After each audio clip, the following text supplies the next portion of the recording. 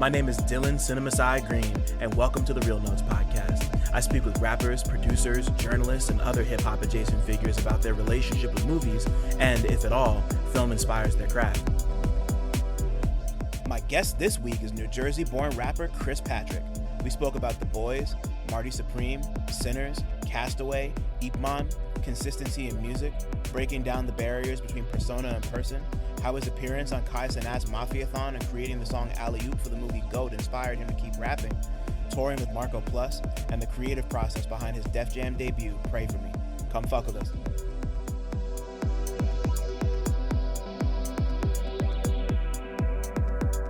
Now that my brain's fully cleared and we're actually recording, how you doing? What's cracking? What's up? Man, I feel good. I ain't gonna lie. We 1 week out from finishing tour up. You know what I'm saying? LA show we moved. About that. Yeah. It's been crazy. LA show got moved to like June-ish, July, so I got time between them. But bro, I'm not gonna lie. I'm feeling good, bro. Like today's actually like the first day I'm about to sit down and start working on this next project. So I'm happy as hell to be able to sit down again, bro. Okay, so before we get to that, just like, how was the tour? I mean, like, I was there, so I know how the New York show went. But like, how was the tour? You know, it's crazy, bro. It was fire. I feel like with this tour, I ain't gonna lie. With the last 5 months, I feel like as much time as I've been putting into the music, I feel like all of it was like the summer league, and then that Mafiathon moment was the first moment where it's like, oh, here that boy is in the league. So it's like, you know, I'm busy in the cities I've been to. Obviously, I was able to hit a couple of these with the JIT tour. I hit a couple of these before, but it just felt like there was a new, refreshing energy again. And like, it's so funny. Everybody always talks about how, like, you know, this person has been doing it for this long, and, you know, y'all considering everybody as like this day freshman year or whatever. But for me, I kind of looked at it as like, damn, like, if they about to consider me as a new artist right now, that's in my favor because I done put in so many years of this shit. What? This is easy. I'm about to get right. Yeah, nah, bro. This is fucking like college graduation for you. Fuck the freshman list. Like, oh God, though, it's like, what is happening? But you know, again, like I'm like grateful, bro. Like, you know, I feel like people always talk about the idea of what it's like for them, but to like tell my mom this all the time, I'm like, this is the first time I feel like I'm really in it. Like I've been an artist for a little bit of time. I put in a lot of work, but this is the like from that moment that happened to even coming into like where we at in the year right now. We in April. It's like I feel like I'm really in it now from all the things that have been happening, some of the calls I be getting. It's like, hey, bro, at this point, bro, let's just keep putting this pain in and you know, just see what comes from it at this point, honestly. yeah. Yeah, I mean, like, on that note, what's cracking, everybody? Welcome back to Real Notes. What's today? Monday? Today's Monday. It's 3:30 on my side. You're in Cali right now, Yeah, right? so it's 12:30 over here. Yeah. Okay. Okay. Cool. Yeah. Like until I was talking to Ken, I completely forgot that you moved over to the West Coast and you're not a Jersey boy no more. But that's okay. Yeah, we here, bro. The weather nice. I think the opportunity to work is really cool. But yeah, bro, I ain't mad at it. It's pretty chill. I still miss the East Coast, but you know, I ain't mad at not having no snow over here. Yeah, nah, that's I get it, bro. We got a foot and a half of snow for the first time in I don't even know how many years in like February. So you're not missing shit over here. God bless. But my name's Dylan Green, CineMasai. I got a lot of names, do a lot of shit, outside, inside, all sides. And yeah, so I'm with somebody today who is from Jersey, East Orange represent, 973, all over the place. Always very happy and joyful to have people from Jersey over here. But this is somebody special to me because I've been watching. I've like he alluded to. I've been watching Son claw and grind his way through a lot of bullshit over the last. When did From the Heart come out? 5, 6 years ago? 5 years ago. Yeah, 6 years ago. 6 years ago. Damn, yeah, 6 years 2020. ago. Jesus, yeah. Yeah, bro. It's been it's been 6 years since. It's been 6 years since I first linked up with this dude and seen him get to where he is now with the movie placements and the tours and the Def Jam deal and fucking like the Conductor Williams placements and this, that, and the third. Crazy. You know, I'm just like, yeah, like having been to the show that you and Marco Plus just did at SOBs a couple weeks back, the Pray for the Underground tour, Underworld, the Pray for the Underworld tour.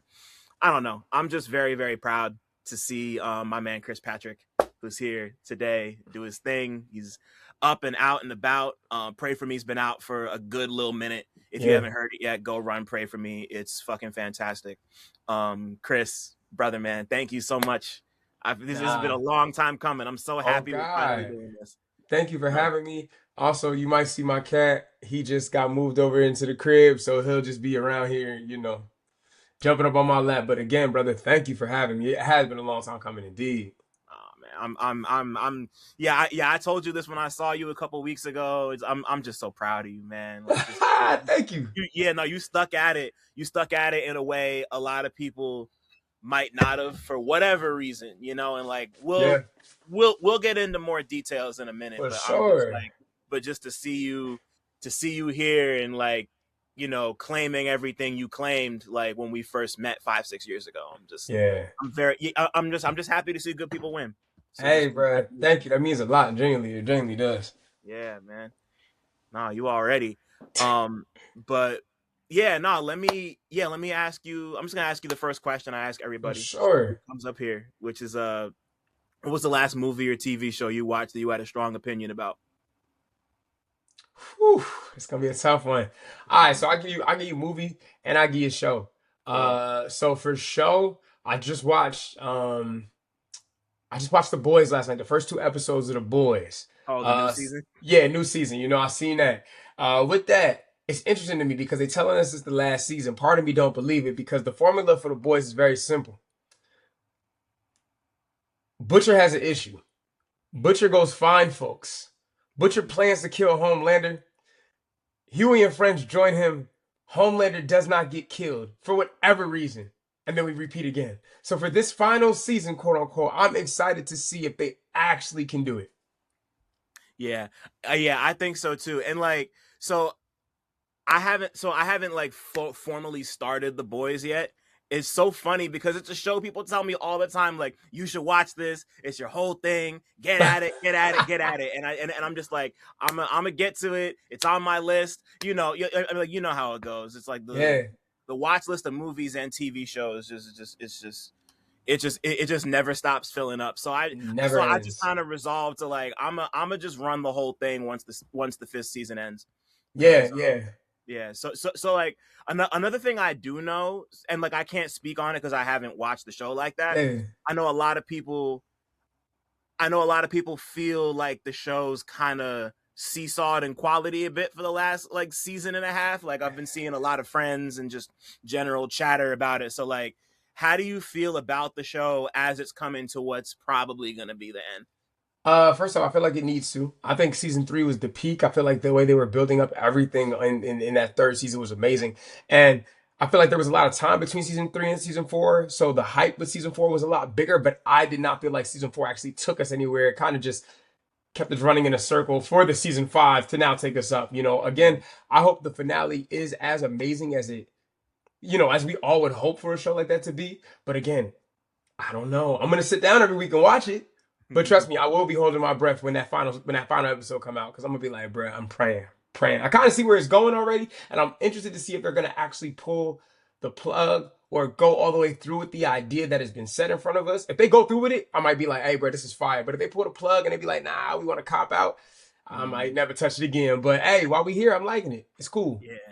Yeah, no, that's all you can really ask for. Like I remember when you ever watch Heroes when Heroes was on TV? Yeah, yeah, yeah, yeah, absolutely. So like I remember when Heroes came out and like the first season of Heroes is I think to this day still some of my favorite TV I've ever watched. Like incredible, so cool, great idea, like cool, interesting characters, like a great way to Mm-hmm. just a great way to incorporate just the idea of heroism into like the then modern world.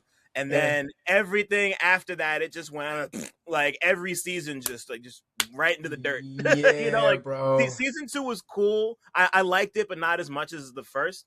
And then like three and whatever else came after that, it was just garbage. I tried. Yeah, I mean, it kind of makes sense as to like, granted, I don't know the reasons for why it didn't actually finish out or got canceled, but I Right. still sit there and be like, damn, okay. I remember laughing every time it was like, say the cheerleader, say the world. That was their slogan, Yeah. bro. And I used to like that, but I'm with you. After that first season, it was just like, damn, bro, y'all losing me a little bit. Y'all losing me. the thing that did it was that was when the WGA had that big writer strike in like the mid 2000s. Like that Yeah, was like that's right. huge. Yeah. So like I can't fully fault the show Yeah. because they got a raw deal from just having to deal with the writer strike. But Right. like what's up on the screen is what's up on the screen, man. And it's it's Yeah, it's, it's what it's a it lot of what is. ifs about this motherfucker. So. No cap, that's real. As for movies, though, I will say I did see Marty Supreme, and I'm not gonna lie, it's been the first time in a while that I've actually left the movie halfway through. We watched it in the crib, and I was Wow. like, you know what, bro, I'm just not feeling it because I feel like what I went into the movie for, I got, but I only got so much of it, and I feel like the spontaneity of certain things happening, get like it was a Safdie film. I feel like Uncut Gems kind of literally follow the Uncut Gems template of just like the randomness and the inconsistencies, not inconsistency of storytelling, but just how crazy shit was just coming in and out. And I was just like, you know what, bro? I ain't sitting through this shit. So I got up and went to sleep. And the homies were like, bro, like, you was just tired. I'm like, nah, I just stayed up till wee hours. Even if it mean I got one eye open, I'll watch that shit. And I'll even come back and finish it. I'm not looking to finish Marty Supreme, bro. I'm good. That's real. Wow. So I'm happy. I'm happy you feel that way because so I liked it. I thought it was cool. I enjoyed it. It was Right. entertaining. Like there was never it was never a period of time where I was like in my head I'm watching shit happen. I actually agree with everything you said, and I'm thinking like this isn't working for me the way I'd want it to. Like Right. there's so many different because like because I talked to a few people about it since it dropped. I think it's come up even like one or two times on here, Right. but um, I don't know. Just like I might just be over the idea of the white antihero in a movie. Like I just kind of don't care the way like you gotta be compelling Yeah, for like me very to compelling. like Timothy Chalamet did his thing. I actually really like the Yeah. I'm gonna like the pinball. I like the ping pong scenes a lot actually. Just from like a purely they put that shit on the screen. Him and Tyler had great chemistry, Yeah. even though I feel like Tyler's character was kind of like there were a lot of ways I wish they explored Tim and Tyler's characters relationships more than they did. Like there were things that were hinted at that I wish they really kind of stuck at in a way, but like they Yeah. made the movie they wanted to make, and Right. like like I walked out, I watched the whole thing because I went to the theater to go see it. I went to the Alamo Draft House. They were giving out like the ping pong balls and the orange boxes That's and shit. fire. It was I'm like I got those and I'm gonna hold on to those forever. Like Yeah, for I'm sure. like I'm big on like unique fun like movie tie-in merchandising, especially if it's free. Like fuck it. But like I left thinking to myself like that was cool. Like definitely you had to be there, cultural type of moment. But like if we're gonna compare it to Uncut Gems, if we're gonna compare it to like something like Sinners, which I love still, like that's I've like probably watched Sinners like 5 times, bro. yeah. What? Yeah, so like so I finished Marty Supreme the one time. I never felt compelled to leave the theater, but like I would never go out of my way to be like, you know what I'm trying to watch tonight, 10 p.m. on a Friday. I'm trying to watch Marty. Marty Supreme. It's not happening. It's not Yeah. happening. Yeah, I feel you, bro. I mean, to that point of Sinners, like, I don't really get caught up in the rhetoric between two actors vying for like that award thing. But if we really want to talk about watching another Jersey guy, like a Michael B. Jordan Yeah, rise from the like finest. his like because he got high and low moments too in his career, but like to Mhm. see him excel not only at you know, first off, the test of time is amazing in itself, but to see him excel at the level that he at is crazy. Like to play two individuals, and then as I watch, I forget that we're indeed witnessing two people. It's like, bro, this is hard. Like he did his thing, bro. Like, I'm over here forgetting that he playing his twin brother. I'm like, man, this is amazing. And I just kept watching because I feel like there's so much detail and so much intention in those movie in that movie in particular, and it kind of makes it hard to watch everything else. It's like, bro, if you're not gonna give that same level of detail and passion to it, it's almost like keep it out of my way. I'm not even entertained by that anymore. Right. They built a world, Yeah, and like, and it wasn't lost on me that this was it's not attached to any other established IP other than like the actors involved and Ryan yeah, Coogler. right. Like, yeah, like Coogler birthed this shit. I mean, it's like it's historical fiction to an extent, so Yeah, there's right. obviously a lot of research and shit that goes into it. But this is like more or less an original idea. Even if I know people have been getting slick about just calling this movie From Dusk Till Dawn, but like, stop Yeah, it. nah, we gotta stop. It's entirely different, bro. Like, you know, It's different enough. Like, let's not do that. yeah, I think the one thing about groundbreaking things, or even things in general, when we see something new that we probably have not been able to identify with, the first thing we do is try to connect to something else. Like even with new artists drop, and the first thing you want to do is he sounds like. It's like, damn, bro, why we can't just appreciate it for what it is? Obviously, there are traces of things that bleed into new things, but how else do we create things? Nothing in itself is purely original, but we do have to commend the people who have done the best to innovate a base idea into something completely unique. Like, come on. Yeah, for sure. It's and you know, like you watch the movie and like it's there. Like I Yeah, get why people are making the connection, but I don't know. I mean personally I like Sinners more than I like From Dusk Till Dawn. And for sure. even if I don't know. It's been some years, but I feel like I could say it at that point. Yeah, I like Sinners more, but I'll be surprised to see or interest. I'll be interested to see how the movie kind of settles into the cultural just settles into the bedrock of culture over the next like 5, 10, 15, 20 years, yeah, especially since Coogler's going to get the rights back, I think in like 25 years or yeah. It's something gonna be like that. Like, lit. Boy, what? which is like, that's huge for him and his family and his legacy. But on top of that, just like, I don't know, like I saw the movie 3 times last year. I saw it at the IMAX in the city at Lincoln Center or Lincoln Square. I Yeah, saw it there twice. I don't And blame then you. yeah, no, I saw it there twice, and then I saw it when it popped up on HBO Max in July, and I want to go back and rewatch it now that it's won the 2 Oscars it won. But Yeah, you know, like I just like I talked to every kind of person you can imagine about it. Some people liked it, some people didn't like it, some people had notes, some people thought it was perfect, but it's yeah. just one of those that like I know it's gonna like it's gonna be like it's just going to be one of those that just sticks around. It's going to be on TNT. It's going to be the movie that people are like watching and quoting and dressing up for Halloween and like 10, Yeah. 15 years. Like to be honest, I'm surprised I didn't see more smoke and stack costumes for Halloween last year. I'm But saying though, I'm that's saying just me, though, you know? you are 100% right. You're absolutely correct. Yeah. What? But you know, like good movie, like real good movie. Makes me feel good watching it. Just a good like I've talked about it to death on here, so I'm not gonna do it. I feel you. It's yeah no, like last summer and into the fall it came up a ton, as I'm I'm sure about you to say can you probably saw imagine. that shit, I probably that shit like 100 times, bro. What? But I mean like just considering the type of person you are and the stuff Yeah, you're pulling from your music, I'm really interested to dig through your viewing history. for So sure. so Chris, what's the first movie experience you could ever remember having? It could be at the theater, it could be at your cousin's house, just like the first one that comes to mind for you. First one that comes to mind, I think I was because I believe it. Damn, I remember seeing Castaway for the first time with my mom. She was watching it on the couch one day, and I just like I was like a little kid. I just walked in and was like, "Yo, what's going on?" And I sat on the couch with her, and I never forget. I was crying, bro, when Tom Hanks had lost Wilson.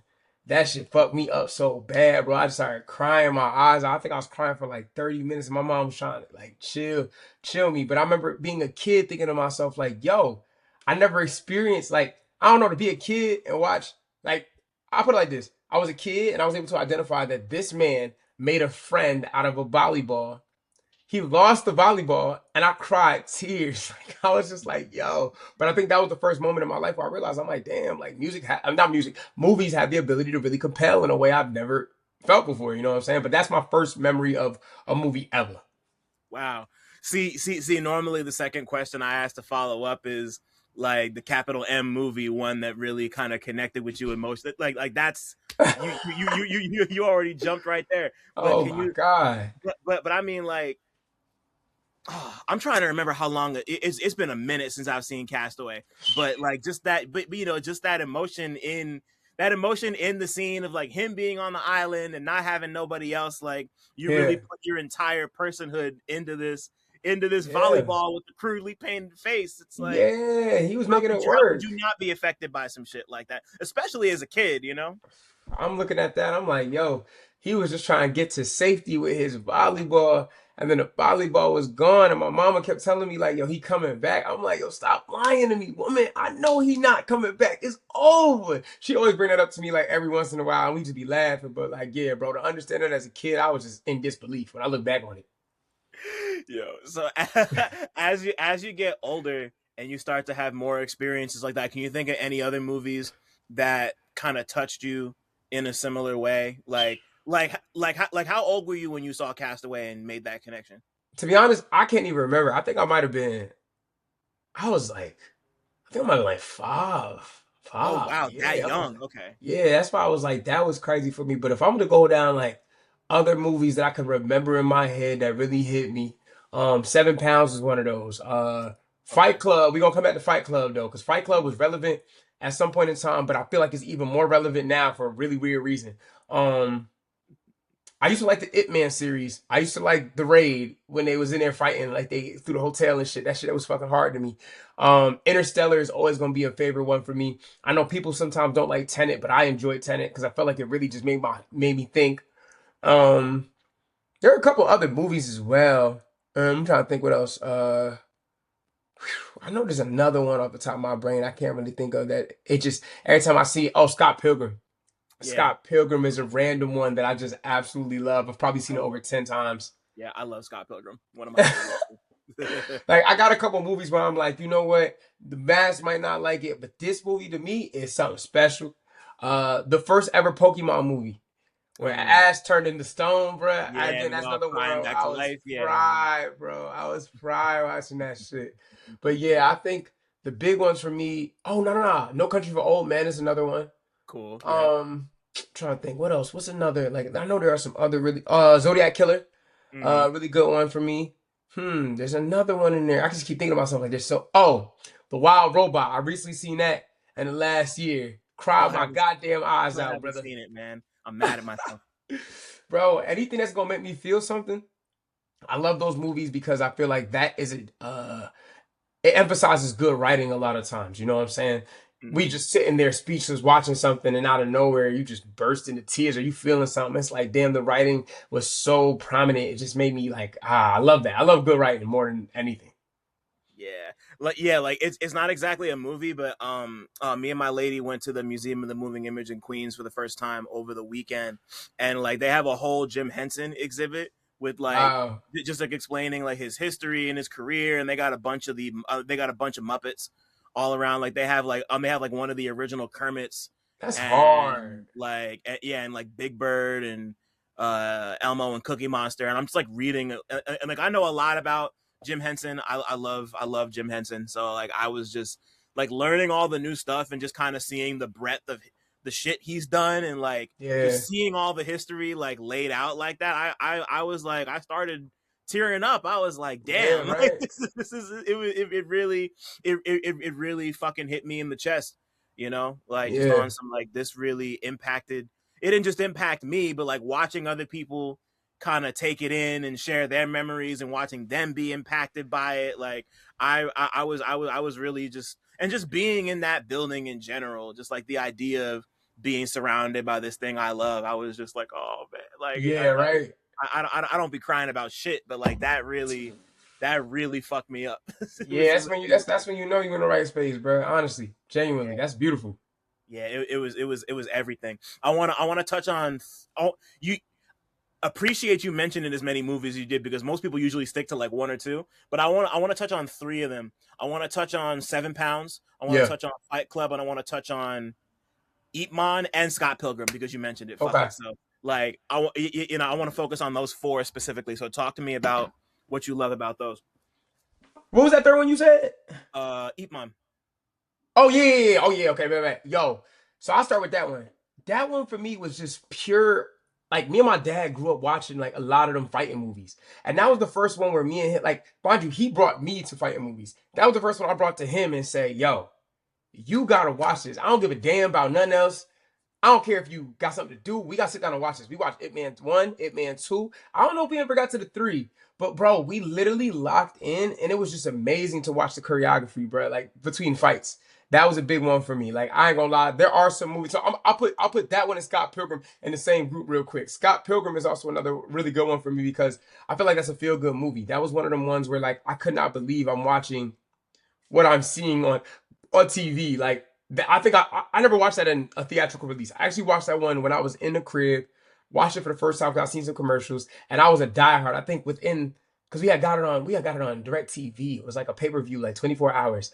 I probably watched it 10 times in that 24-hour span because I wanted to make sure I could burn that movie into my freaking brain, bro. Like, I forgot how old I was, bro. But I remember I had watched it so many times I could literally front to back see the entire movie in my head. From like his girlfriend jumping through the window to him going to go fight the girl who was actually dating both of the guy. Oh no, not fight the girl, but well, there was a girl, but then they're fighting the two twins who was the DJs and shit like that. To even the final Yeah. scene where he gets killed and he comes back, it's amazing. Then I watched the reboot and I love the way that they spun the narrative of it.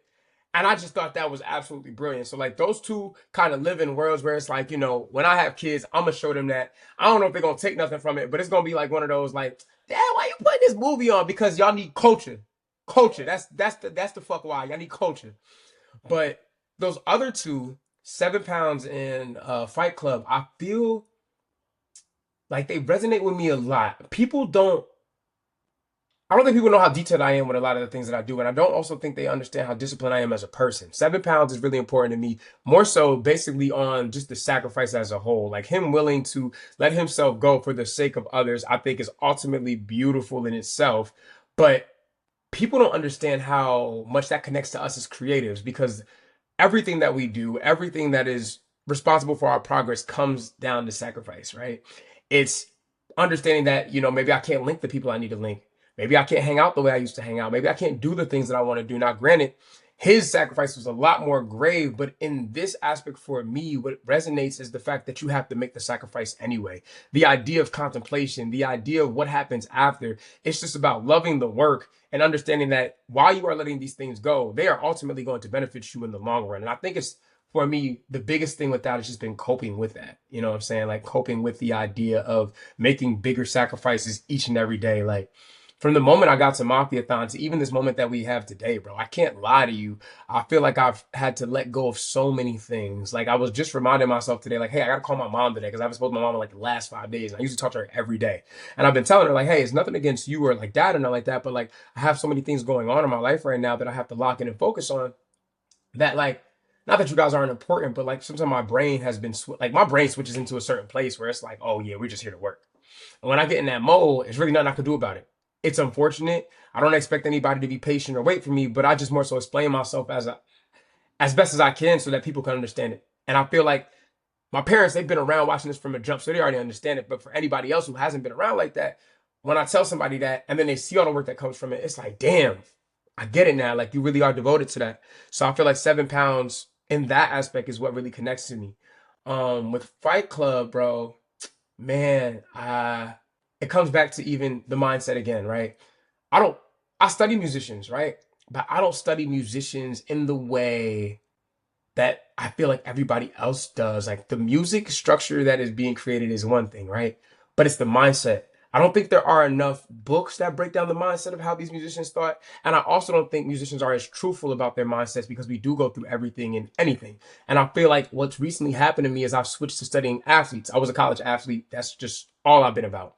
Kobe Bryant has been something that I fixated on. There was a TikTok that came up the other, like not the other day, but months ago. But this is like probably post Mafiathon. Um, Actually, it's pre Mafiathon, but it came back up again post Mafiathon, and they talked about how when Kobe was going through a lot of his legal trouble for all the things that he was going through, rest his soul in peace. He created this alter ego called the Black Mamba. Now I didn't know how the Black Mamba came about. I'm an avid basketball watcher, but I never really knew where Black Mamba came from. I feel like I was just born, and then that's the Black Mamba. Right, it's just one of those things. Yeah, One of totally. those things, you know what I'm saying? But like, I read a book called Relentless. It's by Tim S. Grover, where he trained Kobe, trained Mike, trained D Wade, and he talks about how like Kobe's mindset was different. He created this persona for himself, which allowed himself to elevate to an even higher level.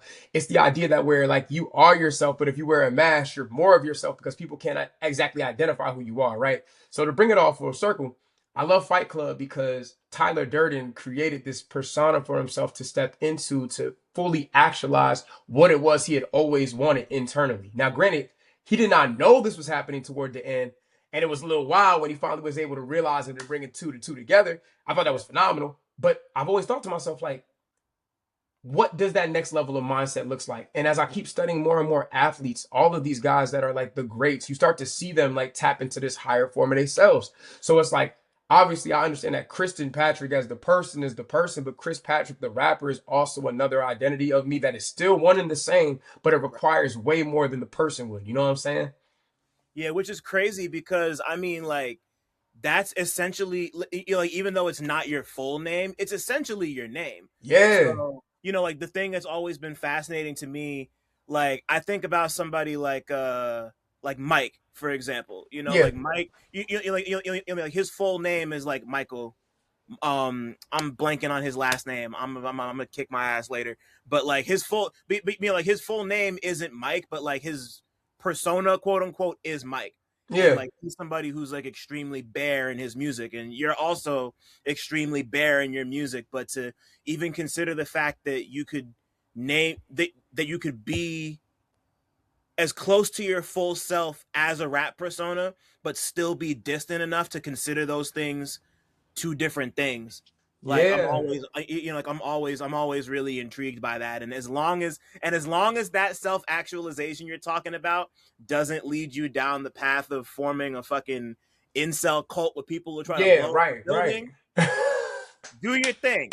Like, You know what I'm like, saying? Like that exactly though. Like that. Like the ideas in the movie, I feel like were definitely very exaggerated for the sake of what could potentially happen, oh, provided you for go sure, yeah, unchecked, yeah, yeah. right? But like again, like I feel more so in this game of music, it's never been about who's the most talented. It has been about who's the most persistent, consistent, willing to keep popping back up when things don't go well. Because at the Yeah, end of the day, it's never going to go right 100% of the times. However, we don't even know what goes right and what goes wrong. We just know that there's a bunch of niggas making this shit look good. And I right. started to realize that I'm like, you know what? It's not that so and so got it better than me. He just knows how to move through failure and loss way better in a way that I just don't realize. You know what I'm saying? And that's something that I picked up on and I've just been studying more than ever. The music will always continue to get better, but it's the mindset going into it. Are you willing to commit to the idea of what you've put in front of people? Like, like I say this, J. Cole dismantling the idea of J. Cole is really cool to see at the end of his career. But had he did this 10 years earlier, it's like, okay, I don't know if we needed this. But again, like that Yeah. insight is important. Like Kendrick Lamar is Kendrick Lamar, but when he steps on that stage, you are the embodiment of how you've given yourself to the people. Right. Yeah, 1,000%. And yeah, and yeah, like to your point about like persistence and consistency and just like the force of will to make it happen. Like I always, like I've been thinking about just often recently I've been thinking a lot about just like resources and access too, because like as much as we like to tout, like as much as I personally tout consistency and like pushing it through, like I can't tell you how many people I talk to who are either writers or artists or some kind of creative who doesn't want to just like take the Best Buy job like you Yeah, did before, yeah, and you're like they're in a position where it's just like, man, like I might need to throw in the towel. Like I love this, but like yeah, I just like like the spirit's willing, but just like I need a place to live. Like and, and yeah, and it's and it's and it always makes me sad because I know not everybody has the ability to bounce back the way they feel like they deserve or they want to, right, which is why it makes me so happy to see people like you and to even look back at like what I've been through over the last like 5 or 6 years, right. really even over the last like 2 years, and be like, wow, like I'm still here doing this thing that I told myself like you're doing this when you graduated from college in what 2020, no, excuse me, 2014. Like I've like the stuff that I've been able to accomplish over the course of 12 years has come from my energy and my Yeah, willingness to do it.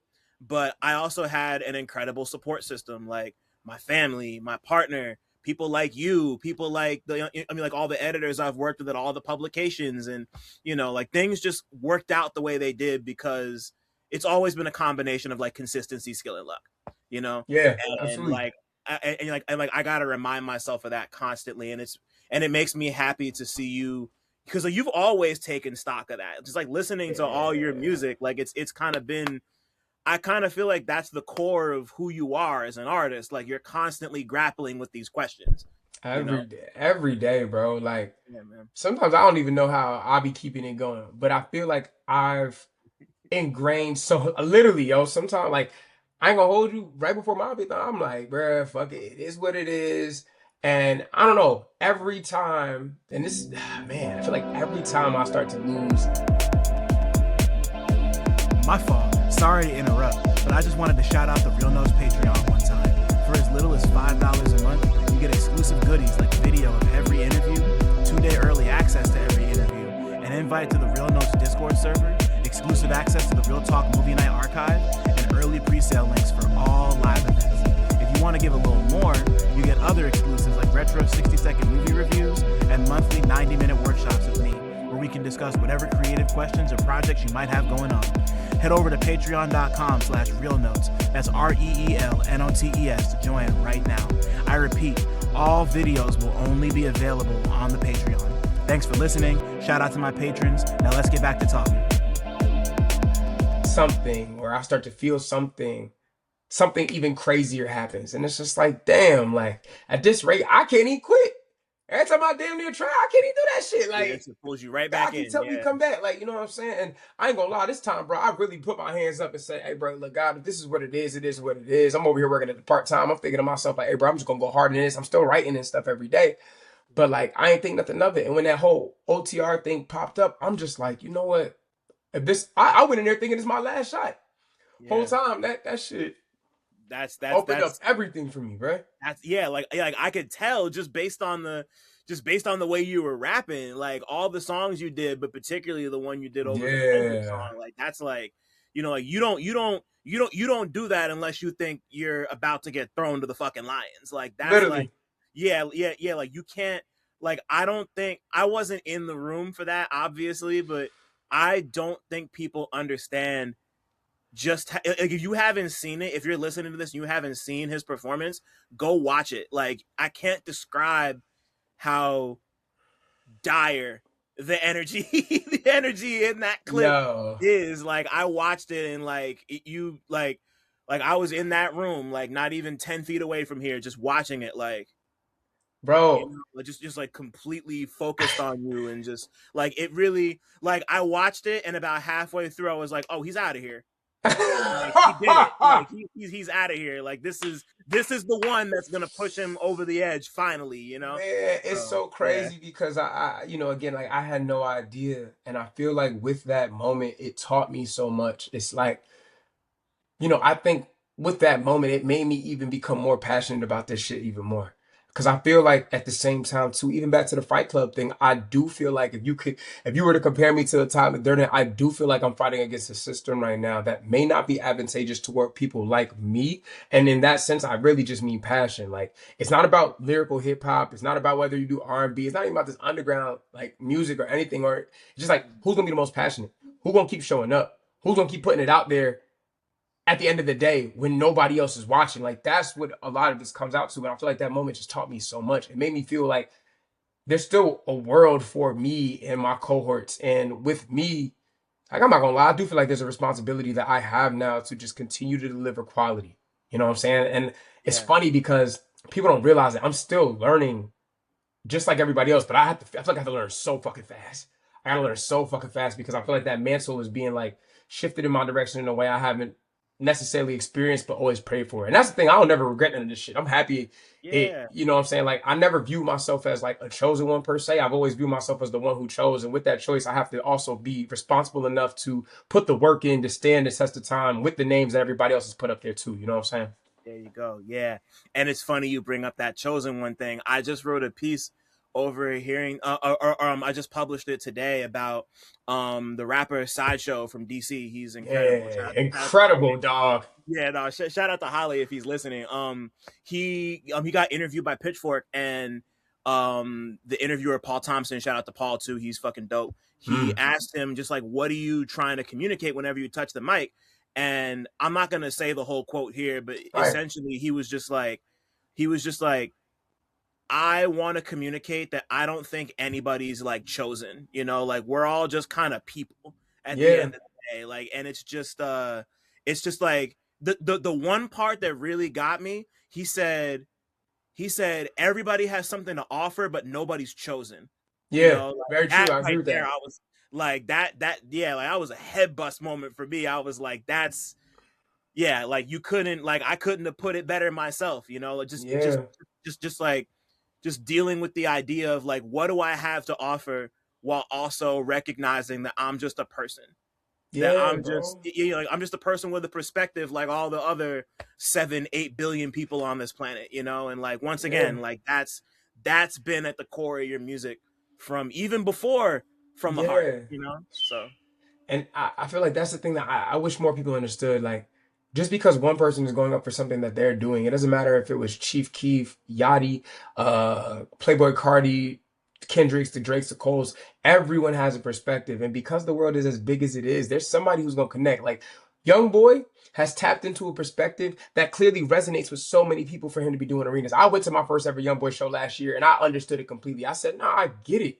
You giving people a home that might have never been represented before. This is fucking amazing." Which show were you at? I was at the one in Newark because I covered it for the Fader. That's hard. I got tickets to the Vegas one. Crazy. How was it? Bro, my favorite moment being in there, because me and my two peoples, we slid in there and shit. I never forget, it was a dad and his son sitting a row. First off, our seats were taken by somebody else, so we had to get them up out of there to get our seats first and foremost. Secondly, the craziest part was there was a dad and his son. His son was probably like 7 years old. I never forget this shit. Mind you, it smelled like weed up in that motherfucker. It's lit. Everybody turned up. I forgot which song it was that played, but the 7-year-old stood up on a chair, was facing me, and started banging on the back of the chair. And his grown-ass dad was cheering him on. And we all was turning up with that little kid. And I just remember thinking to myself, like, nah, this is it. Like, this is it. This is it. Like, I don't get this and why this is it. Like, not from the music standpoint. Like, I don't get it, but I get it. Like, you've given a home to people who may not have had a place to unify under. And with that, it's like, bro, NBA Youngboy, bro, I'm supporting it. Like, when it comes to the music shit, go ahead, bro. Keep being great. All the other stuff, I can't really get behind. But the music, I'm rocking with you, brother. What? Yeah, I'm like, I couldn't be more in the same boat because like they reached out to me and were like, hey, do you want to go write about the show happening in Newark? I was like, I'm home, might as well, fuck it. Yeah. Like I live a 20-minute drive from the Prudential Center, so I was like, right, why not? So like, and like initially, so like there's a handful of Young Boy songs I really enjoy. Like I'm not gonna sit here and act like there's nothing. Right. Like, but when they first asked me about going, I wanted to do it purely from an anthropological perspective and just to be like, you know, like considering that he's this niche artist who's got so many fans, he's constantly, if not the number one artist on YouTube Music, he's at least in the top 3. So I'm like, I need to go see what's going on here, you know, and like, and you know, like just being there and seeing, you know, like I'm seeing dads and sons, I'm seeing aunts and I'm seeing dads and sons and aunts and nephews and friends, and you know, like there's like 50-year-olds at this show trying to keep up with the kids, and there's like 13, 14, 15-year-olds being guarded by chaperones, like in the so like, you know, like the Prudential Center, it was completely sold out. I don't know that I've ever seen a show at the Prudential Center just filled with people. And like I'm talking grown-ass men, I'm talking kids, I'm talking ladies, babies, everybody in between. Everybody in that house was screaming every word, jumped up out of their seats. Nobody was sitting the whole show. I know the shit when I don't think I've told this story publicly. When I went to that show, I forget what song it was, but right when the beat dropped on the song, somebody got so excited they shot their fist up in the air and decked me right in the back of the my god. Like all their like you know, like they weren't trying to hit me, but but he was just so lost in the moment.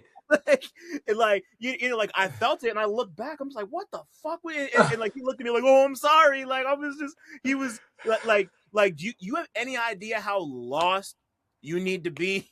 Yo, well off and punch a nigga in the back of the head like that? Yeah, not even realize what's going on. You was Like they got possessed by the spirit of young boy in there. That shit is crazy. It was yo, let's yeah. So like, just getting caught up in it and seeing, and you're like you said, like like I can't condone any of the other things he said or done. I can't condone the Right. Trump support. I can't condone the domestic abuse. Like Right. these were the reasons I felt conflicted about even listening to the music, For but sure. being given the opportunity to show up and see like what the show looks like, especially considering that this is his first solo tour and he sold the thing out damn near, and like half the other dates got canceled because people thought they were going to be bringing guns and shit. And like the Newark show, they had a message that was like you couldn't bring any bags, like Yeah. not even like the small ones. They were like, you can't Yeah. bring any bags. Yeah. Yeah. I Yeah. can't, That was I real. can't tell you the last time I went to a regular concert where like you could at least bring like a side bag, but like Yeah. they were like, you can't bring any bags. I was Anything. like, that anyway. It was, I had a lot of complicated feelings, like I'm sure you did too.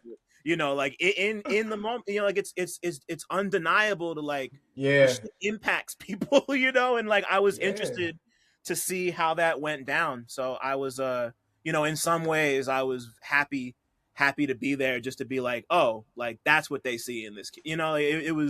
It was interesting, and like the energy was I'm not, Nah, I, for I don't I sure. don't need to rationalize what I saw and felt in there. But yeah, Nah, anyway. I feel you though for the research purposes. I think one thing I've been studying is like what makes individual stars. So I feel like I have been trying to drop into other people's worlds and see what that looks like. I feel like within the space of hip hop right now, we do lack new stars. I think there are people who are like sitting on the cusp of possibly being it, but I'm still trying to understand. I think I already know what it is. I ain't gonna say like I'm not even gonna sit here and act like I don't know what I think it is holding folk back. But I'm trying to attempt that. You know what I'm saying? I'm trying to go all the way. I'm trying to do more than just what they would expect individuals. On top of it, I'm trying to redefine this lane and this idea of what it means to be a lyricist. You know what I'm saying? Like, Yeah, man. I want to add way more to it because I feel like the beauty of like the Cole, the Kendrick, and the Drakes, you have three different facets of what hip hop looks like, and it encapsulates so much. Whereas right now, if we were to look to the next group of individuals before my class, it doesn't feel that same way. However, I do see it returning very, very soon with like, a Doechii, Akeem. Like I would love to be able to join the ranks. Like it's fire to watch again that those different sectors be born again. I love that. Yeah, and like another thing I feel like all of us in this space got to grapple with is the idea that like stardom as we knew it is constantly changing. Like Mm-hmm. it means something, like you're never going to be like Wayne. No one's ever going to be as big as Wayne was. Yeah, Like right. that, like that's just like there was an apparatus in place to ensure that somebody like Wayne would ascend in that way to the point that he's selling 1.2 million copies when the Carter 3 drops. Right. We just don't live in that world anymore. It's been like what, like 20 Yeah. years damn near since then. So like it's been interesting to see, like I'm more interested in the people who aren't trying to replicate what Yes. they did 20 years ago. You It's just can. like, what is it like? There's no one solid answer to what does it mean to be a star in 2026. Like, like Hmm. it could mean you could be young boy selling out arenas. It could mean that you have your 1,000 fans who are willing to show up and pay $20 or $30 for your vinyl, or 35 for Yeah. a t-shirt every drop, and you can tour consistently like every 1 or 2 years or whatever you want to do. Like everyone's level of success is so different, and it all and that's not even getting to the breakdown of like the different types of stuff within rap music, like Right. and the interesting thing about you and like is that you occupy so many different facets of this rap shit, like you do the more hardcore shit. You can get melodic with it. You can bounce over an 808 when you need to bounce over an 808, Yeah. like there's no real way to like you don't just do one thing. and Yeah. like and like sure, a lot of people don't just do one thing, Yeah. like but hearing a project like Pray For Me, and the way that you're able to switch back and forth between all these different styles and not have it feel like, oh, let me just try this on and see how it all feels natural. It all Yeah. feels adventurous, and it just feels like you know. And like I think that's at least a major quality of what differentiates like somebody who's doing this but might have a future to somebody who's like, you know, like you get the right look and you're gone, you Yeah. know. Yeah. So, I appreciate you saying that, bro. I honestly, that's it. I just been staying in the lab trying to make it sound as natural to me. And, I feel like I'm happy to hear you say get the right look and you gone, because I feel like a lot of times people think Mafiathon was the moment. It was the lighter fluid right. that made people realize that I was stuck on an island somewhere. Like, hey, look over here. But I still got to get people to come to the island and come fuck with me still. Like, I still got more work to do. And that's the most Right. exciting part of this shit. It's like that one moment is fine, but it just signals to me, okay, we broke out of the last level. Time to start over again and work your ass back up, because it's about to get more lit. You know what I'm saying? Like, that's what I'm Exactly. looking forward to. 1000%. Yeah, no, because like the last thing you want is for something like that to define you, you know, like as cool as it was to see, like, you know, like when I wrote about Mafiathon and you and Marco for hearing Yeah. things, like one of the questions I asked in there is like, you know, like, will that be enough to get the average 16-year-old watching that to go listen to a Chris Patrick song? Right. And you know, and like, A, I'm sure it did, but B, you know, like you said, there's always going to be more work to develop from that. And I can, and like, because you're not on the typical press run you're on anymore, and people, you know, like, I know you got asked fucking 50,000 times about like, what was it like? How did you Man. do it? You know, like, yeah, I mean, like, it's like, how can you not talk about that? Yeah, But at the yeah. same time, like, you know, that happens. The goat sync happens. You make the song for the soundtrack, and like that's a whole other, you know, like that's a Yeah. whole other level to you know, like recognition, and like or not, I assume, I know for a fact, money. Man.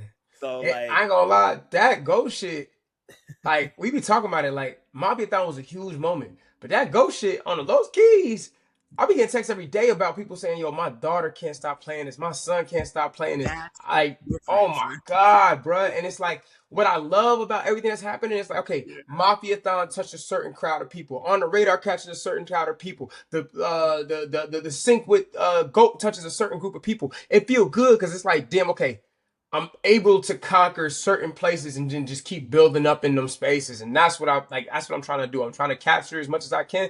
Obviously, everybody ain't gonna come and stay, but I feel like Yeah, the sure. legacy of Chris Patrick keeps expanding. I like people thinking that, like, I don't ever want everybody to think I'm a one-trick pony. It's like, hey, bro, he can occupy a lot of space. So even when you say like the fact that I can move through so much, I'm glad that that's becoming a recognizable thing. Because outside of like me and you talking like about all this stuff years ago, a lot of people ain't always hip to that. So as they start to see it, they're like, damn, you can do a lot. What the fuck? And I love that because it's like I have so much to bring to this, which I'm excited for. And speaking of which, before I get too ahead of myself, I didn't even get to do the flip of the movie questions I ask you and talk about music. So even though we know this shit, when did you first, or no, excuse me, when did music become capital M music for you? Like, not in terms of you wanting to make it, but just like, just fucking with music and liking music. Man, we was playing too much in the crib. Like, I always talk about Mary J. Blige, Earth, Wind. I ain't gonna hold you. My family was just big on the R&B space. I actually found out recently after Mafiathon. Mind you, granted, my grandfather on my mama's side. So on my mama's side, the one that I rapped about was my grandma on my mama's side. Yeah. But my grandpa on my mama's side, like her dad, he also was a singer who used to sing with Whitney Houston before she passed and stuff like that. So that's the only connection to music that I thought I had. Come to find out, I actually have a group. Like, hold on, my great uncle on my dad's side actually was in a group, and let me see if I can find the goddamn song. I always forget this every time.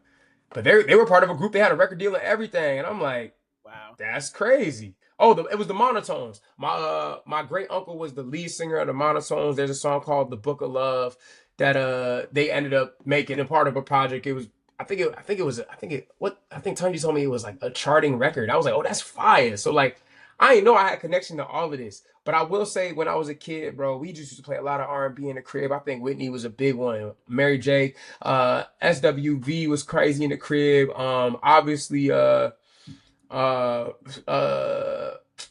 I'm blanking right now. Mike Jack, you know what I'm saying? Like, all of that was essential to the crib. And I actually came up on rap a little bit late. I think hearing like the Carter 2 changed my life. And I was like, oh shit. And then I got introduced to J. Cole, and then it was rap from there. But Right. yeah, bro, I think when I was like 10 years old, I could remember I was like 10. And that's when I started to realize, like, oh shit, like there's a whole world out there. Because before that, I was really just a sports guy. Like I was kind of interested in sports. I didn't really listen to music. I just kind of watched shows and played video games and like did sports. But boy, once I got introduced to Wayne, I said, man, fuck this shit. We going. Let's do it. Was there like before the Wayne shit happened? Was there ever like did music ever play a role in anything you were doing with sports? Like I was just talking to somebody else, and they had mentioned that they had like a specific J. Cole song they would play every day before they went to wrestling practice. Like, did you have anything like that? Oh yeah. All right. So I just remember it. My dad used to sing "All I Do" by Stevie Wonder a lot when he used to drop us off to school. So I remember that a lot of times when I was growing up. When it comes to like sports, what was I playing? You know, it's crazy. During my college, my high school track days, I'm actually over here on my phone, literally making sure I look up all this shit because I hate misquoting shit when it comes to music. But you know, a project was crazy for me. Long Live ASAP, the deluxe version. I used to play that shit every day before track meets, and specifically, I used to play a Ghetto Symphony with Gunplay and ASAP Ferg. I used to play that shit all the fucking time. I think that's one of my favorite Rocky projects. I used to play that all the time. And then when To Pimp a Butterfly came out in the craziest way possible, I used to bump To Pimp a Butterfly in college, uh, and play that shit before all my track meets. It was the weirdest lock-in mode ever. But once I got to Mortal Man, bro, I was just locked in. I was like, man, don't fucking talk to me. I'm about to get crazy in this motherfucker. Yeah. Like, what? That Yeah, no, shit's so funny. no, that's like a real morbid. You hear that and you're like focused on whatever you're doing type beat. Yeah, Mortal Man is crazy. You know what's crazy? I actually started doing that. I actually started doing that for the tour, low key. Wow. I a lot of times I listen to stuff. I listen to a couple things, right? But I think what I listened to every day before this tour, like every day before a show, was the Man in the Garden shit I did on the Mafiathon shit. Like it just kept reminding me, like, damn, dude, you came mad fucking far, dude. Like, don't take none of this shit for granted. Like, I was challenging like nobody really knows, but I was challenging myself on tour every day, trying to figure out new ways to take it up. And I feel like I finally got it on that Dallas show. But like, bro, I used to play that shit before every show to get locked in. I ain't give a damn. I mean, I don't like. Once again, I don't blame you. You know, like like it's so much darkness and light and just like energy, like focusing, like really grounding energy in that song. So it makes Yeah. perfect sense to me. But you know, like, yeah. So like, not to like we don't need to do a whole career retrospective here, but I For want to sure. know like when did you know music was going to become more than just a hobby? Like when did you know it went, I mean, like you already said like you heard Wayne and you knew you Yeah. wanted to do it, but like when did it go from I love Lil Wayne, I'm all about music, to I want to be a rapper? I got like three instances where I remember it. I remember going to see Made in America one year, and I seen Chance the Rapper performing on stage. And it wasn't like Chance the Rapper wasn't doing something extraordinary. He was, but I looked at it on stage, and I remember talking. I think it was a girl I was talking to at the time, and I remember telling her like, I could do this. And she looked at Mm, me like, what? I'm like, no, no, no, like, I can do this. I genuinely can do this. I don't know how I'm gonna get here, but something is telling me that this is doable. And it's not like he was doing anything that, like, again, he put on a very amazing. I'm talking about this is acid rap about the cop in the coloring book. Like, he put on an amazing fucking performance, and I'm just yeah. like, damn, like, I think I could do this. As crazy as that would look, that was one moment. I think the second moment was when I first came out to LA, like years and years ago. I came out to LA and I was just like, damn, like I would never thought music would have brought me out here. Like I can do this. And then my third moment was Mafiathon when I said, nah, bro, there is no looking back. Like there is no more contemplating it. Like, do I get in my head about certain shit? Yes, but quitting is not the option for me. Not because I have no other option, but it's more so like, bro, no matter how many times I thought I strayed away from this shit, something keeps calling me back. And at this point, I would be a fool to not go all the way through and figure out what's on the other side of that. Yeah, for sure.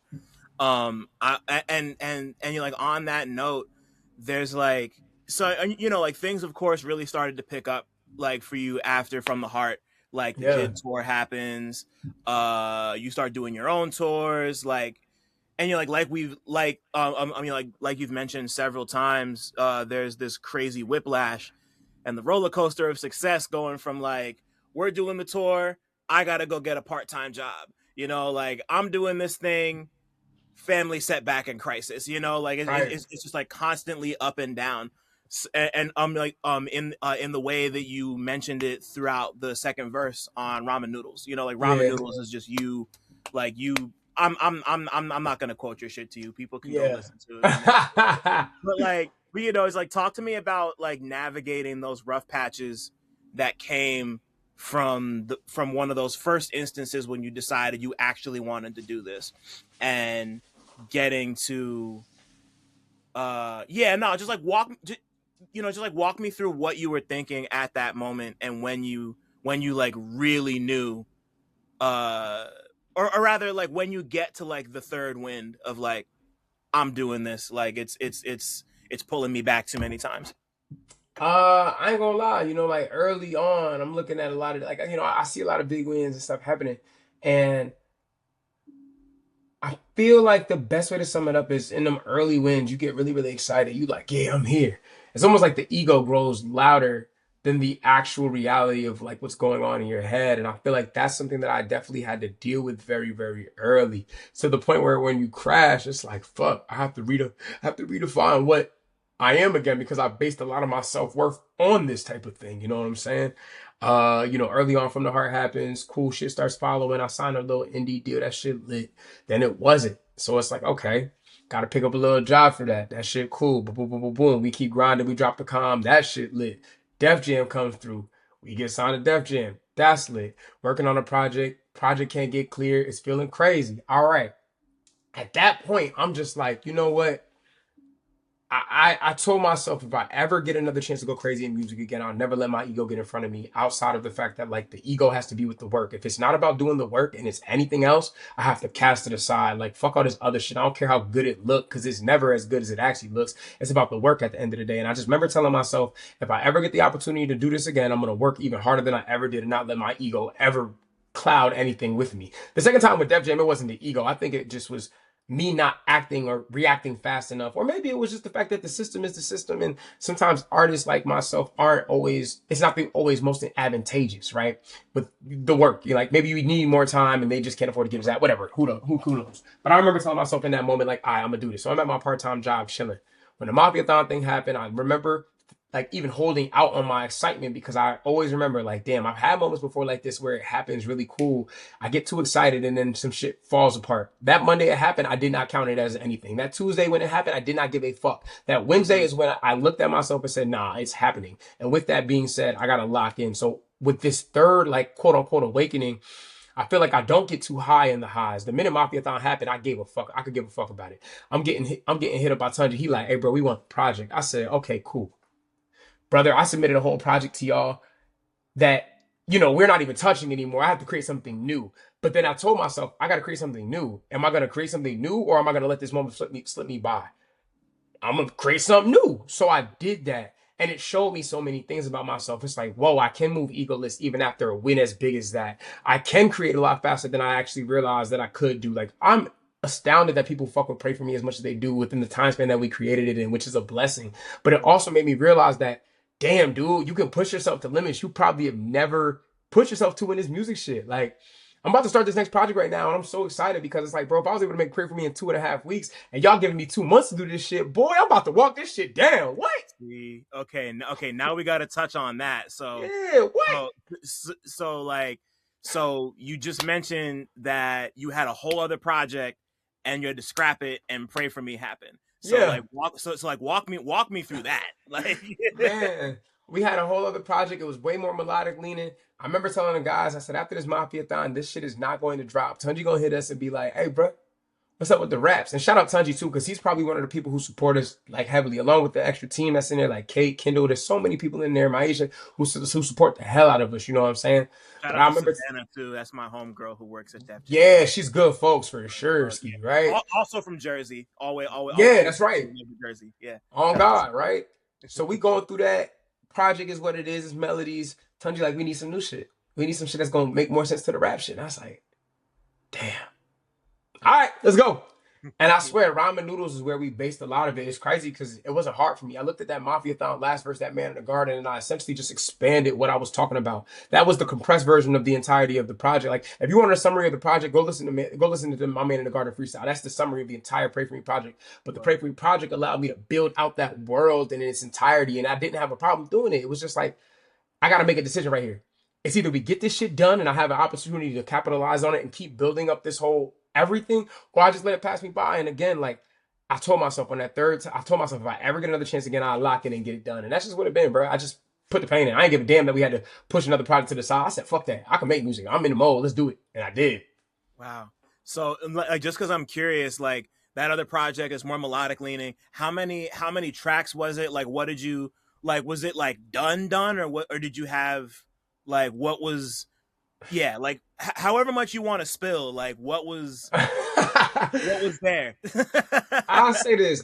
It was done. It was 14 tracks. Very, very fire. I loved it.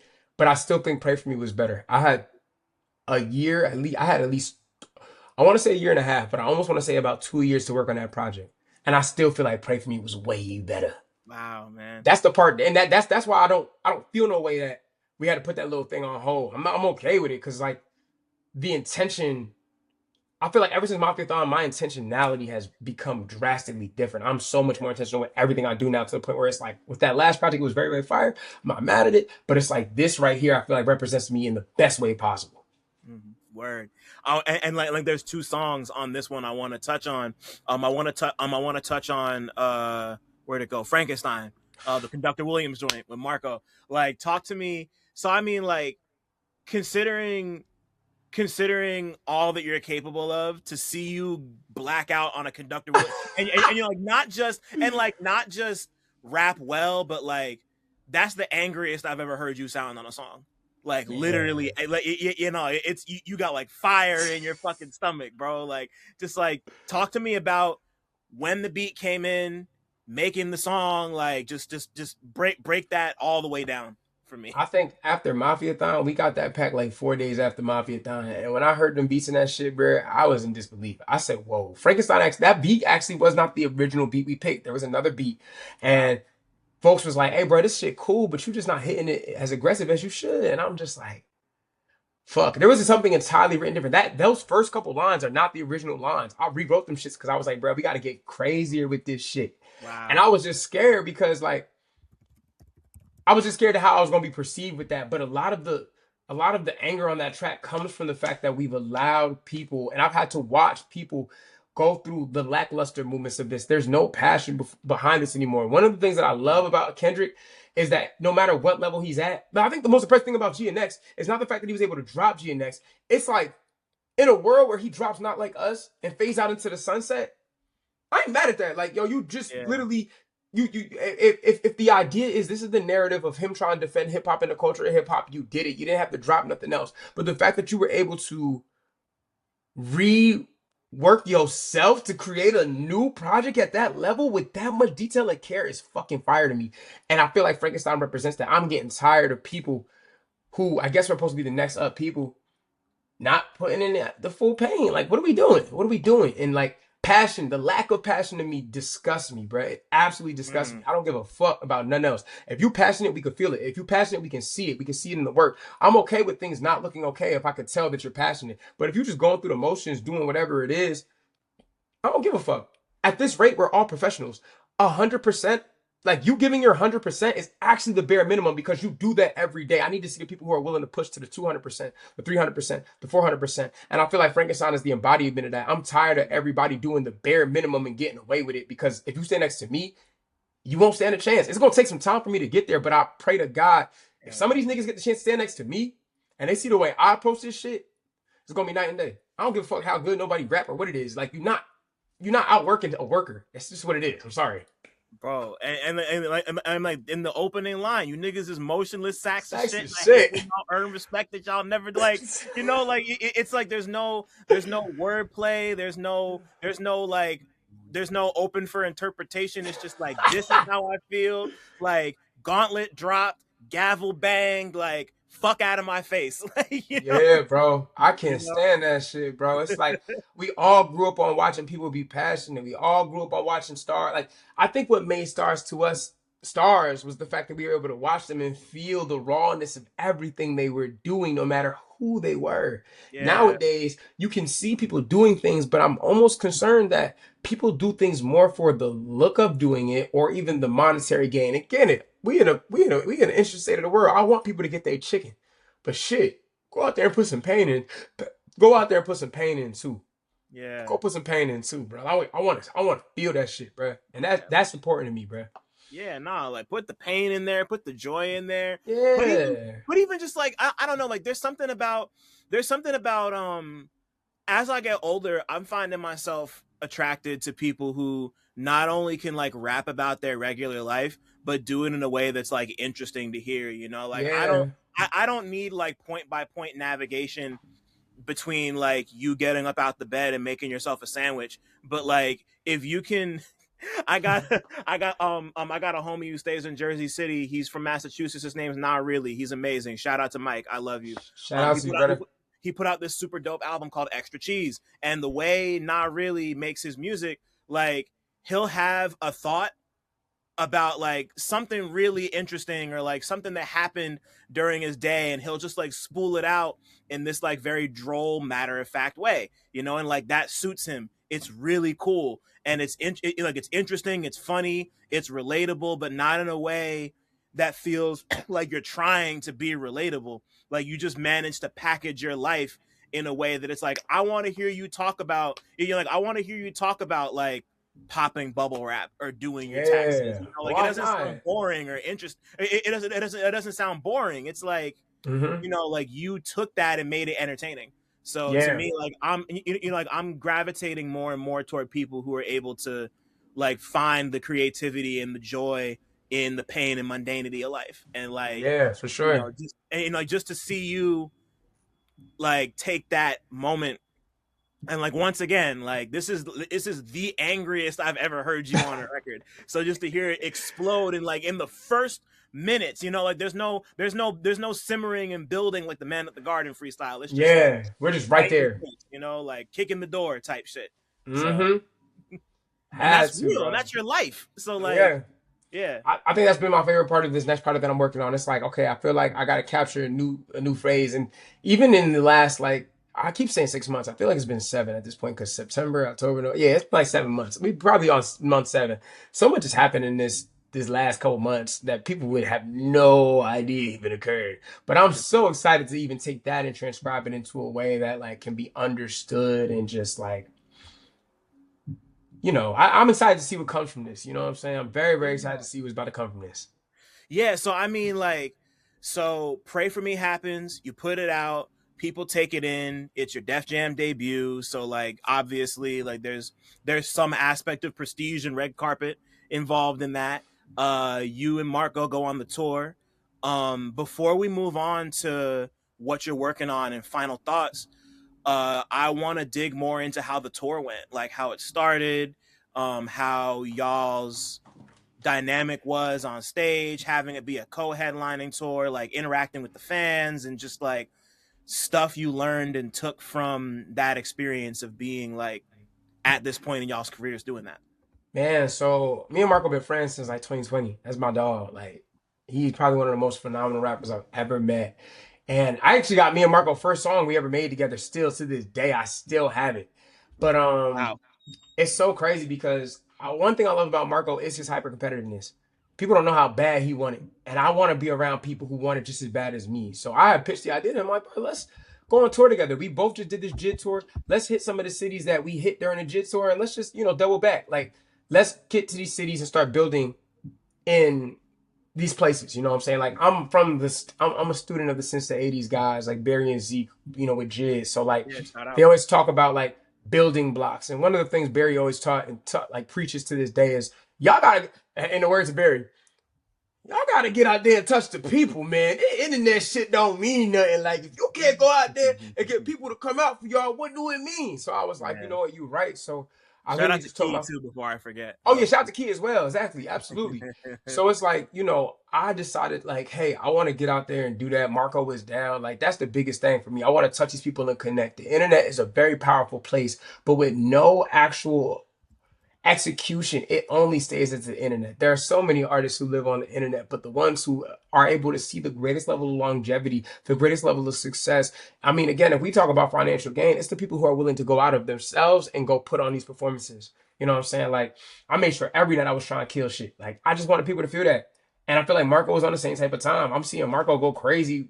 We going crazy. Every city looked like a fucking zoo. Like, that was exciting to me. So to get out there and touch people was fire. And then on top of that, hitting cities we never been to, Toronto, Houston, and Dallas.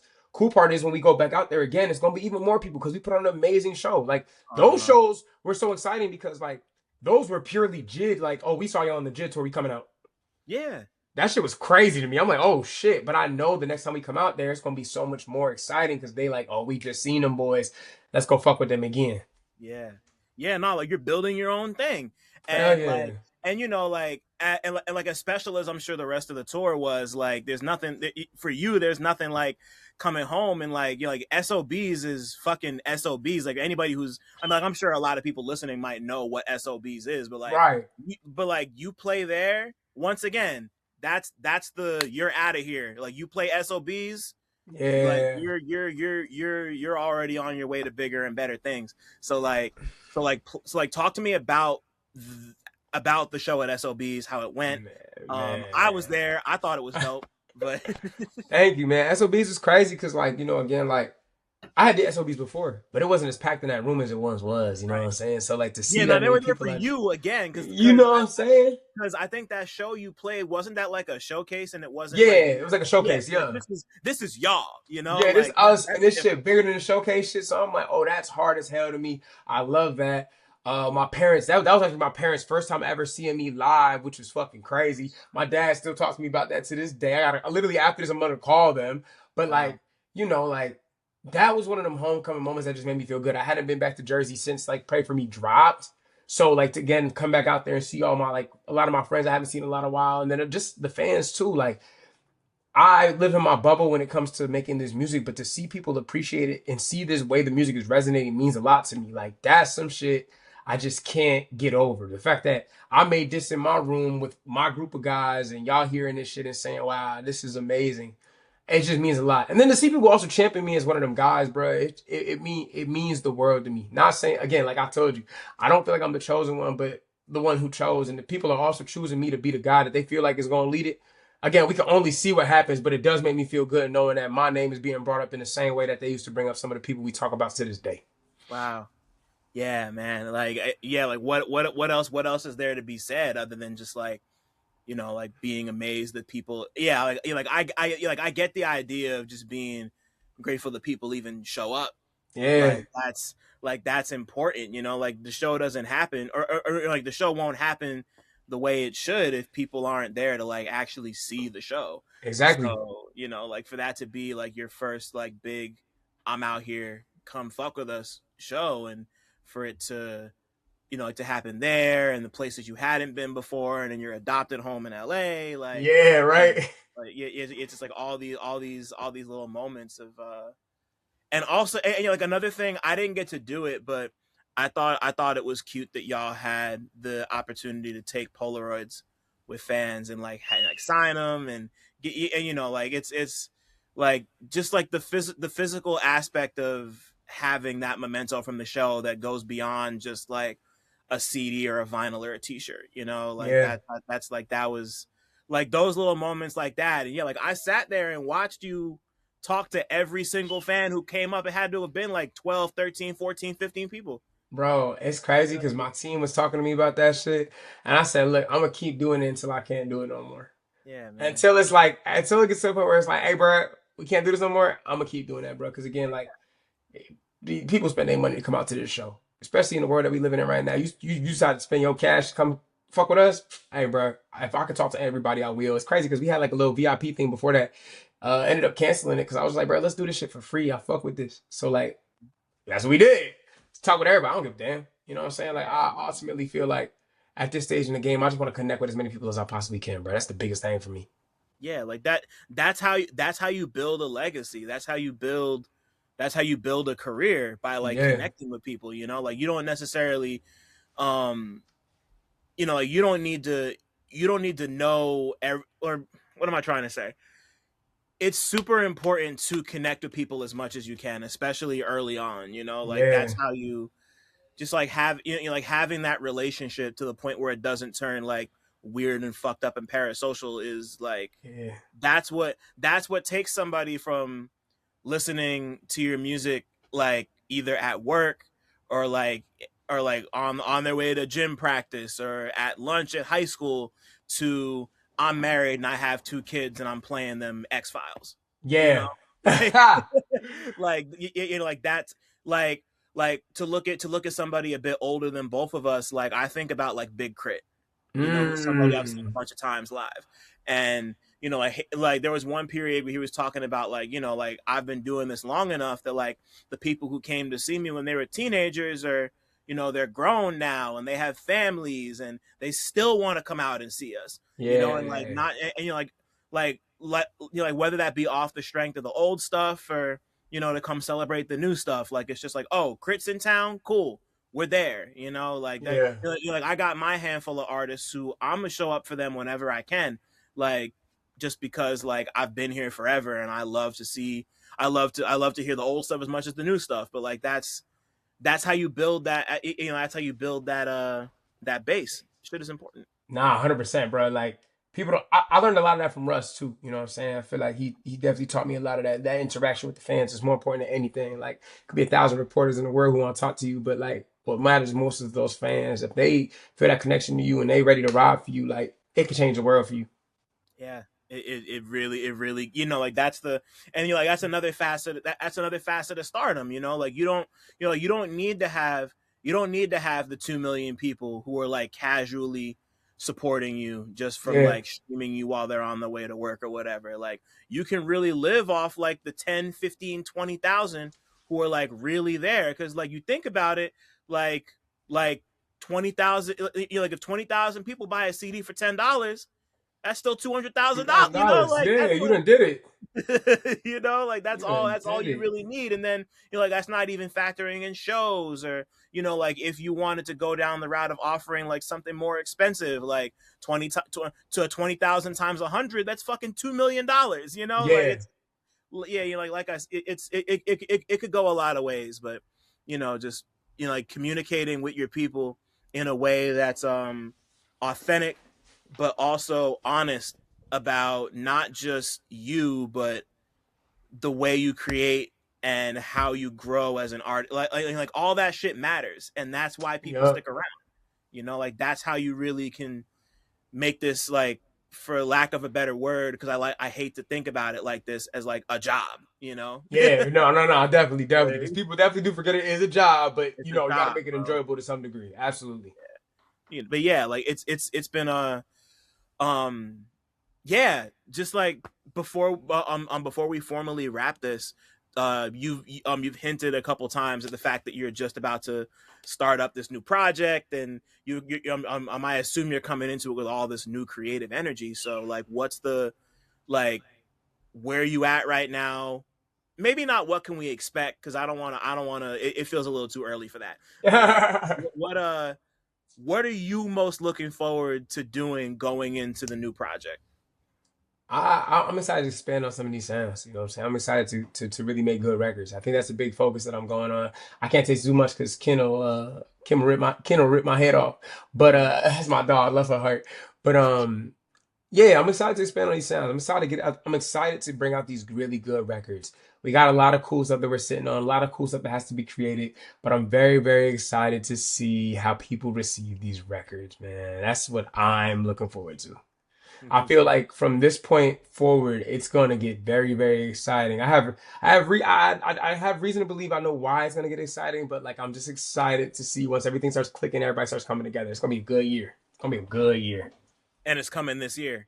Yeah, coming this year for sure. Wow, that's crazy. And yeah, like I don't want to prod too much, but is this going to be the type of experience? Like, are you thinking about making it as holistic as everything else has been, like and like varied, or or are we sticking to mostly the raps, or are we getting 14 3 a.m.s? It's gonna be nah, you know what's crazy? I feel like again it comes down to responsibility too. I can't go and give people 14 3 a.m.s, but I also Yeah, can't go and give 14, I can't give 14 Frankensteins either. It's gonna be a right. nice balance of everything, a healthy balance. Because I feel like again, with me, there's so many different facets and so many different ways in which I've lived my life. It will only make sense to include those stories and do it the best way possible with the most accuracy, which requires versatility. So it's gonna be a nice one. It's gonna be a nice one. Nice roundabout project for sure. Cool, good to hear. Oh shit, I realized I forgot to go back to the goat sync. So Hey, we here. yeah, okay. So like talk to me about getting the opportunity to do that, like getting the call, making the song, like Yo, so you know what's crazy? I actually had a song already made. wow. And it the okay, so the hook, praying that somebody out there praying for me, baby, was made before Pray For Me was ever a thought. It was Oh made wow. before Mafiathon was a thing. It was made before ramen noodles was a thing. My homie heard the song and was like, yo, I can see why you don't like this, but maybe you should change this for the GOAT thing. And I'm like, all right, bro, maybe I will. Tunji hit me and was like, hey, bro, what's good with you? Why don't you submit nothing? I'm like, you know what? All right, you're the second person who just said this to me in literally it was like 2 text messages that came from them, and they were like literally probably like an hour apart. So I'm like, okay, this is coincidence. I'm gonna lock in and do that. Anyway, next day, I think I go to the studio, rewrite the entire thing. Boom, we're good. The hook stays the same. Rewrote the verses, submitted it. It got sent over. I'm thinking I'm gonna be waiting weeks. 3 days later, after it was like 2 or 3 days later, I get a call and it's like, yo, your song's in the movie. I'm like, oh, lit. We made the soundtrack. They're like, no, it's not just soundtrack. It's in the movie. I said, what? Man. And I was like, hey, bruh, look, man. If that's what y'all saying it is, I'm just gonna wait till I see it. So I didn't really believe him until I went to the thing. But it's crazy. I went to the premiere. I met D Wade, met a bunch of different people. I'm seeing Russ there again. I ain't seen Russ in a little minute. So me and him was talking for a little bit. But when I was in the movie and we watching that shit and that song come on, boy, I was in there like, hey, bro, chill, bro. This is crazy. Like, I can't even and imagine. again, it was just coincidence because again, I had the hook already there. But had I not just said, all right, let me rework this thing, instead of abandoning the song, I said, let me rework this and send this through. I was happy it worked out. And then for people to love it the way they loved it, I was like, damn, all right, well, shit. I just got to keep going, bro. But that right there just keeps telling me, like, yo, I got it. I just got to trust the vision and just keep seeing it through. Like, it ain't over till it's over. Yeah, and yeah, like you were saying before, the just like the recognition that comes from not just being on the soundtrack to a movie, but like having your song be in the movie. Movie? Like I can't tell you how many songs of mine became my favorite song of all time because I heard it in a movie or on a TV show or in a video game. I was literally at a thrift store yesterday. One of my favorite albums of all time is the soundtrack to Nutty Professor 2: The Clumps. And That's hard. I was just digging through this. I was digging through the CD rack, and what do I find? But fucking the Clump soundtrack. I'm just That's like, hard. yeah, because it's got Janet Jackson's "Doesn't Matter What They Say" and Music Soul Child's the Just Chill song and Yeah. Classy Stars "Missing You" and like just like all these, it's like all these classic R&B and rap ballads and like the Jay-Z and a Millie song is on there. Oh, Like, shit. Wow. Yeah. like so many, like the first time I ever heard Music Soul Child was through that soundtrack. That's Like beautiful. like to have that moment, like 20 plus years later, and like I don't know, like this is a fucking rap and movie podcast, so of course I'm gonna fucking freak out about that type of Nah, that's stuff. fine. Like this is I don't like that matters to me, and it's cool it's cool to see that trickle down and matter to people younger and older and the same age as us, because like Absolutely. like movies are still like people watch movies, whether it's at Absolutely. the theater or at home. They watch movies, and that stuff it imprints on people. It's imprinted on me, like Yeah. that's why this exists. So to see you get that, like once again, like that's just another extension of like somebody watching that movie who's never heard a Chris Patrick song is gonna hear it and be like, who's that? Yeah, And right. then they'll be at the next tour, like Literally, it's just building slowly but surely, bro. That's what I'm just grateful for. yeah, nah, I'm so happy to hear it, and to formally wrap this on that note, Chris, if your life was a movie, what would it be about? If my life was a movie, it would literally be about how the underdog perseveres to become the boy. Like literally, as Hell a yeah. T, I gotta devise it more. I gotta Classic. devise the theme of it more. But look, that's it right there. I gotta find a way to tell it in some fire shit. We love a good underdog movie, bro, but that's where it's at, genuinely. Yeah, no, like it's yeah. I mean, like classics and cliches are classic and cliches for a Come reason, you on know. now. They got to be established, and yeah, no, like um before I get to thank yous, I forgot to I wanted. I felt weird about saying this on my platform, but fuck it, it's my platform. I'm gonna say it. Right. I got my first beat placement last week, and Congratulations. thank you, man. Like, so yeah, so just like like seeing that happen from like my homie Nolan the Ninja. Shout out to Nolan, Detroit's finest. Got Ice Cold Bishop on it. Oh, that's I hard. yeah, no, I had just started making beats like 6 months ago, and he saw that I was doing it, and he just asked me like, "Oh, you got anything?" And I sent him like a folder, and he found the beat and was like, "I want that." This is like the fourth or fifth thing I've made. You sure? He's like, I want Yeah, I that. want Like, that. give me that shit. So like, to go from solely writing about music to seeing my music, it sounds fucking weird to even say it. No. Like to like seeing something that I made be enjoyed by people in a completely different context or a different format than I'm used to working in. It's I don't know, like I thought about it in the same sense of like somebody who has no idea that I'm a writer is gonna hear that and be like, "Who's this CineMasai dude?" And then Yeah. it's just like having that, like building out that web is really fucking cool to me. Literally, the And lore of your legacy just expanded even more now. That's fucking crazy. it's insane to me, man. I'm super grateful, and yeah, I just want to, like, if he's listening, thank you, peace to Nolan, man. Like that Come was on, like Nolan. Shout out you, yeah, brother. For real. he fucking yeah, he surprised me with the Bishop feature too. I didn't know that was gonna happen. You know, he Come just sent me the on. file and was like, enjoy, and I was like, Bishop, and then I listened to me. It was crazy, but anyway, like that's, I say that to say, I bring it up because, you know, like to have that happen and to have the goat song happen. I'm just, Man. yeah, like once again, man, like I'm proud of you, man. Like Thank you, brother. you've been deserved all of this, and I'm so happy to see, like, you know, like people that you and I have talked to 5 or 6 years ago, like we were saying before, have either burnt out or, you know, like they didn't have the access or resources they needed to get where they got. And not everybody makes it this far. Not Man. everybody makes it to even half of where you've been. And the fact that life kept throwing obstacles at you and you found a way and you're here now, it makes me very happy, you know, like, Thank you, yeah, bro.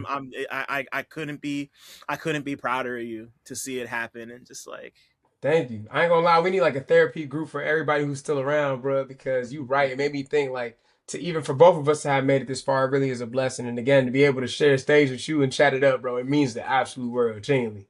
We got, yeah, I'm about to say, we got another one coming in the future. Don't know. Like, don't worry, it's coming. Next come one on. coming. Yeah, no, like, yeah, no, yeah. Like I just got out of my own head to the point where I feel comfortable like interviewing people again on here. That's beautiful. Like I'm like, we're doing a take two. It's not even Absolutely not even easy. a fucking question, man. You know, yeah, no, like on that note, like get fucking, yeah, like people have been talking all the time about how record labels need to be offering up fucking like health insurance and therapy to people. So like, Yeah. tell You ain't tell lying. yeah, no, tell Def Jam to get on that, bro. I'm gonna talk to somebody. Thanks for listening. Shout out to y'all for making it this far. And shout out to all the black people listening too, because y'all really impeccable. Don't forget to like, subscribe, and tell a friend to come through next time. 1.